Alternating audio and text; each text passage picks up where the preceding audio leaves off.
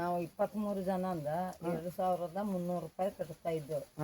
ಈಗ ರಾಮ ತೀರೋದಂದ ನಿಲ್ಸಿದೀವಿ. ಓಕೆ. ಆ ಉಳಿತಾಯದ ಹಣ ಏನು ಮಾಡ್ತೀರಿ? ಅದು ಬ್ಯಾಂಕಲ್ಲಿ ಇದೆ. ಬ್ಯಾಂಕಲ್ಲಿ ಇದೆ. ಅದನ್ನ ತಗೊಂಡು ಯಾರು ಏನು ಮಾಡ್ತಾರೆ?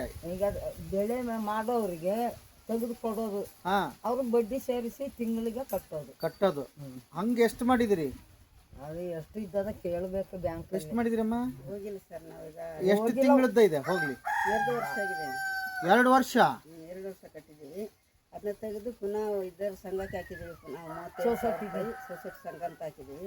37,000 ರೂಪಾಯಿ ಎಲ್ಲರಿಂದ, 23 ಜನರಿಂದ ಎಲ್ಲರಿಂದ 37,000 ರೂಪಾಯಿ ಸೊಸೈಟಿ ಸಂಘ ಅಂತ ಹಾಕಿದ್ದೀವಿ.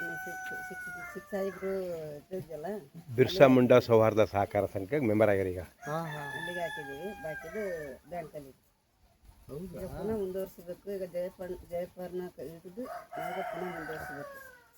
ಓಕೆ. ಉಳಿತಾಯ ಮಾಡ್ತಾ ಇದ್ದೀರಿ. ಆರ್ಥಿಕ ಶಿಸ್ತು ಬಗ್ಗೆ ಹೇಳಿದ್ರಲ್ಲ, ಶುರು ಮಾಡ್ಯಾರ ಈಗ.